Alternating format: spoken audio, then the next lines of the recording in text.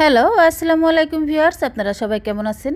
আশা করি সবাই অনেক অনেক ভালো আছেন। আমিও আলহামদুলিল্লাহ ভালো আছি।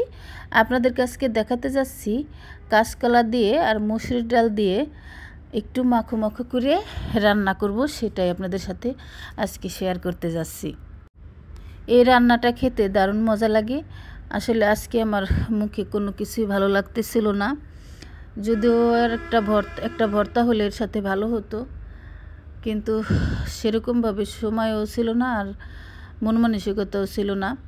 তো ভাবলাম সাধারণভাবে একটা আইটেম করে নেই, তো সেটা আপনাদের সাথে শেয়ার করব।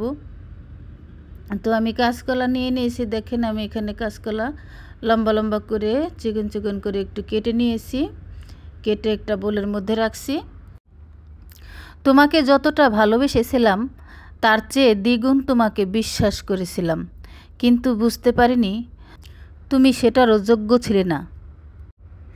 মানুষের ভিডিও দেখে মানুষ কমেন্ট করে, আহ ইয়াম্মি হয়েছে, কি সুন্দর হয়েছে, ভিডিওটা দারুণ হয়েছে, দেখতে কি লোভনীয় লাগছে।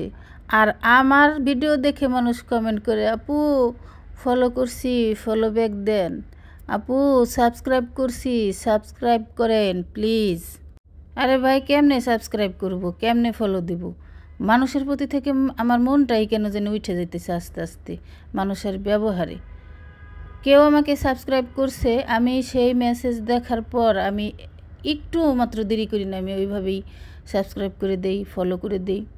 ওল্লা সেই মুহূর্তেই আবার তারা কি করে, আমাকে আনফলো করে দেয়, আনসাবস্ক্রাইব করে দেয়। তাহলে বলেন এদেরকে কি করা উচিত? আর এরা কোন কোয়ালিটির লোক আর কোন শ্রেণীর লোক একবার ভাবেন। যাই হোক, ওগুলো বলে আর কোনো লাভ নেই। যার যেরকম মন মানসিকতা, যার যেরকম চিন্তা ভাবনা, সে সেরকম কাজটাই করবে, এটাই স্বাভাবিক। যাই হোক, আমি আর রাগ করে এক এক সময় বলি যে আমি ওদেরকে আনসাবস্ক্রাইব করে দেব, আনফলো করব। কিন্তু ভাবলাম তাহলে তো তাদের মধ্যে আর আমার মধ্যে কোনো তফাৎ রইল না, সেজন্য আর সেটা করি না। আল্লাহকে ভয় করে, যা হোক আমার ভাগ্যে যেটা আছে সেটাই হবে ইনশাল্লাহ। ওই সমস্ত সাবস্ক্রাইবার ফলো আমার না হলেও চলবে ইনশাল্লাহ। এক সময় সাফল্য আসবেই, পরিশ্রম করলে জঙ্গলে মায়না। তো দেখুন, কাঁচকলাটার কিন্তু কষ থাকে, সেজন্য আমি কাঁচকলার ভেতরে একটু নুন হলুদ মাখিয়ে নিয়ে একটু কষলে কষলে তারপরে যে পানি দিয়ে আমি 2-3 বার ধুয়ে নিয়েছি। তো যাই হোক, এদিকে আমি একটা ছোটো কড়াইয়ের মধ্যে দিয়ে দিয়েছি কাঁচকলাগুলো। আর এই যে মুসুরির ডাল আমি কিন্তু আগে থেকেই ভিজিয়ে রেখেছিলাম, এটা না ভিজালেও চলবে, বৃষ্টির পানি দিয়ে রান্না করলে অনেক সুন্দর হয়। তো আমি মুসুরির ডালগুলো ভিজিয়ে রেখেছিলাম, এখন ধুয়ে এর মধ্যে তুলে দিচ্ছি। এভাবে একবার রান্না করে দেখবেন, অসম্ভব মজার হয়। ভাত কটা আপনারা আজকে তৃপ্তি করেই খেতে পারবেন এভাবে রান্না করলে।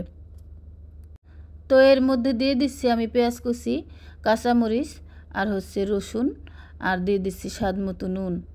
এখন আমি সব কিছু দিয়ে দিচ্ছি হলুদ গুঁড়ো। আমি এখানে 2 চামচ দিয়েছি, আপনাদের প্রয়োজন মতো দিয়ে নেবেন। আর দিয়ে দিচ্ছি 1 চামচ জিরে গুঁড়ো।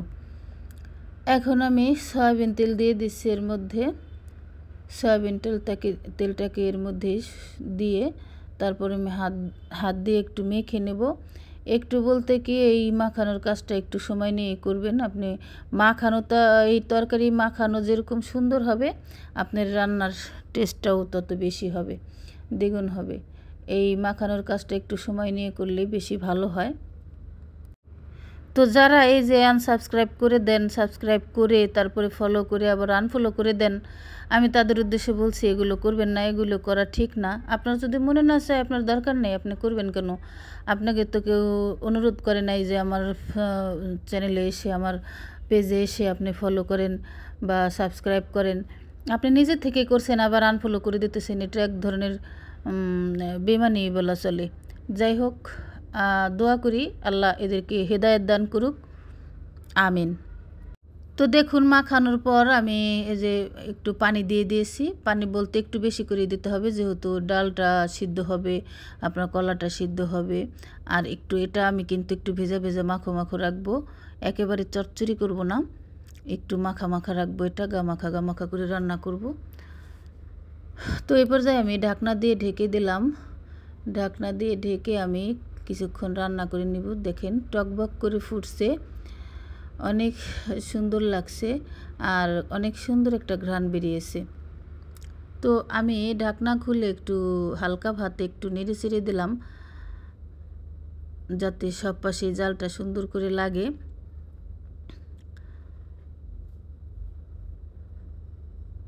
তো দেখুন আমার রান্নাটা কিন্তু প্রায় হয়ে গিয়েছে।